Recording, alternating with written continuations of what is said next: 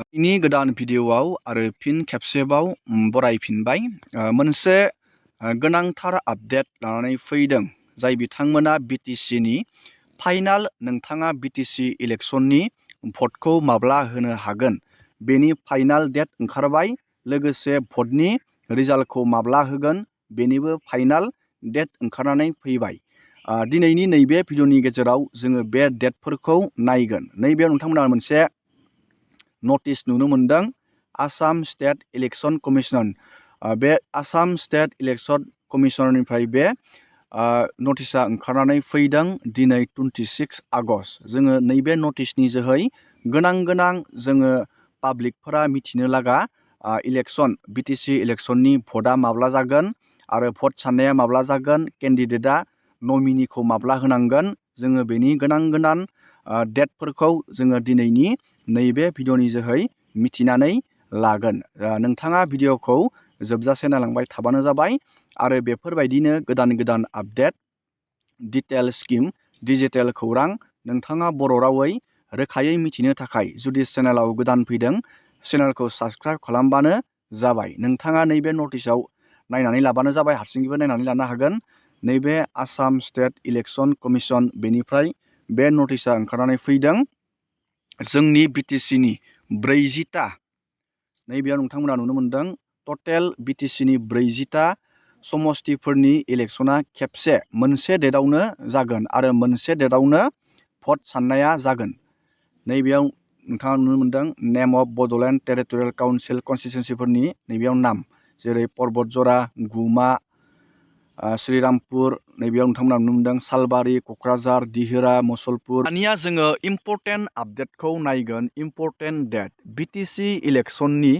final नोंथाङा भटखौ माब्ला होनो हागोन भटखौ माब्ला सानगोन आरो बे BTC इलेक्शननि गासैबो प्रसेसा माब्ला जोबगोन आरो भटखौ नोंथाङा बेसेबां टाइमनिफ्राय बेसेबां टाइमसिम होनो हागोन केन्डिडेटनि नमिनि होनाय लास्ट डेटआ माब्ला आरो बोखांना लाफिननायनि लास्ट डेटआ माब्ला जोङो बे गोनां जों पाब्लिकफोरा मिथिनो लागा जोङो आपडेटखौ नायगोन नैबेयाव लिरनानै होदों schedule to general election to Bodoland territorial council 2025 issue of notice of election दिनै बे नटिसखौ इस्यु खालामनाय जादों दिनै 26 आगस्ट 2025 गिबियावनो जोङो गोबां मानसियानो मिथिनो लुगैदों भटखौ माब्ला होनो हागोन जोङो बेखौ नायग्रोनि गोबां मानसिफोरानो गावबा गावनि सायख'नाय केन्डिडेटनो भट होगोन होननानै गोसोआव थि खालामखानानै लादों नोंथांमोना फाइनाल गावबा गावनि नोंथाङा सायख'नाय केन्डिडेटनो माब्ला भटखौ होनो हागोन नैबेयाव नोंथांमोना नुनो मोनदों नैबे डेट अफ पल सारा BTCआवनो नोंथांमोना जोंनि 40टा समस्तिनि केन्डिडेटफोरनो नोंथाङा नैबे 22 सेप्तेम्बर 2025 मानडे खालि नोंथांमोना भट होनो हागोन आङो डेटखौ खेबसे बुंफिननि नैबे 22 सेप्तेम्बर 22/09/2025 मानडे खालि नोंथांमोना भट होनो हागोन बे भट होनाया सारा BTCआवनो नैबे मोनसे डेट खालिनो 22 सेप्तेम्बर खालिनो भट होनाया जागोन दानिया नोंथाङा रोखा जाबाय नैबेखौ नायना लाबानो जाबाय आरो भट साननाय गोबां मानसियानो भट साननायखौ मिथिनो लुगैयो नैबे भट साननायनि डेटखौबो होखादों डेट अफ काउन्टिं भट साननायाबो जाहैबाय नैबे 26 सेप्तेम्बर 2025 सेप्तेम्बरनिनो नैबे 26 थारिख खालि भट साननाया जागोन आरो टटेल फाइनेल प्रसेस गासैबो BTC इलेक्शननि गासैबो प्रसेसा जोबगोन 28/09/2025 नैबे सेप्तेम्बरनिनो 28 सेप्तेम्बर खालि